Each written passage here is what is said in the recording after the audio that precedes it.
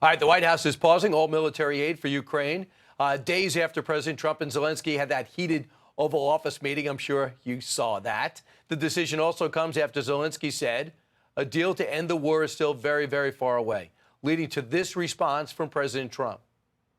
I just think he should be more appreciative because this country has stuck with them through thick and thin. He said he thinks the war's going to go on for a long time.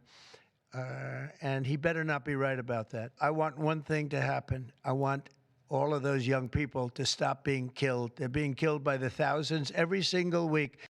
That's always been his objective. Florida Congressman and member of the Foreign Affairs Committee, Brian Mast, joins us now.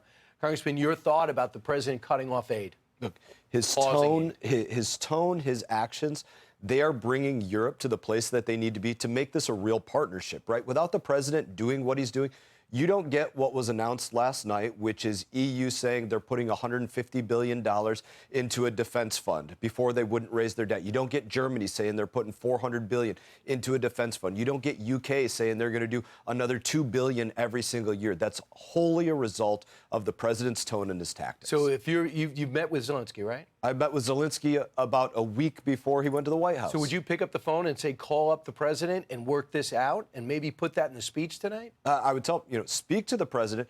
Be grateful that he gave you everything that you were asking the American people for a week before you went to the White House. He brought that to you, and you found a way to screw it up. Now go back and fix it. So I just see Pete Hegseth, Secretary of Defense, is halting cyber operations against Russia. Why would he do that? Look, this is something that the administration, the president, everybody that's negotiating, they're trying to be the middle-of-the-road, neutral arbiter that can be viewed by both sides as somebody that can actually bring a peace deal. That's why they're stepping away, I think, in that respect, to make sure that they can be the ones that say, I'm going to talk to your side of the table, and I'm going to talk to your side of the table. We're going to get this done.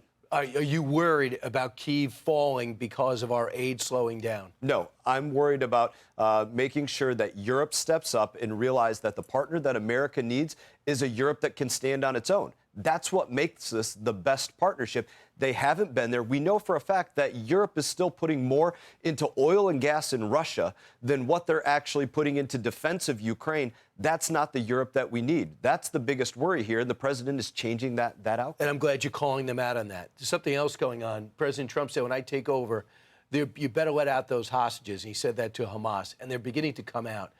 Former hostages, I think 7 in all, are traveling to the White House. They're here. I imagine they're going to go to the speech tonight. What's that message?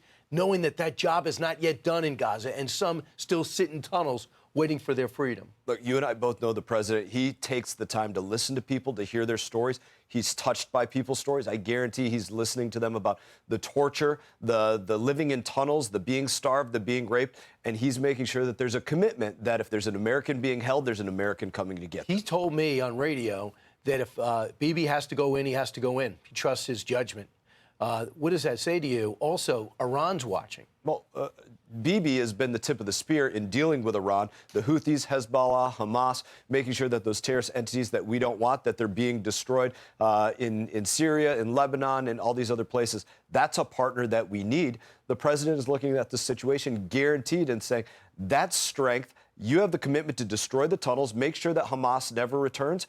Great. We're willing to work with a partner like that. Brian, what do you think it's going to be like tonight in Congress? I think it's going to. I heard the Congressional Black Caucus is wearing black. I think it's because it's a mourning for the Democrat Party, because the president's putting nails in the coffin right there. He's delivering on the American dream, making America more secure, which he talked about in the first term, on the southern border in so many places. He's delivering jobs to the American people, a Honda Civic plant into Indiana, Taiwan Semiconductor into Arizona. He's bringing jobs to the United States of America. He's getting government out of the way, and he's making, for the first time in our lifetimes, the American government spend less. That's the American dream. And I just love that he's taking down the cartels. I didn't think it's going to happen, but evidently 900 arrests in Mexico. So maybe that's the key to stopping this. He promises it, it happens. Brian Mast, you promised to show up, and you came. Yeah. Great to see you in person. You look fantastic. Thanks for everything.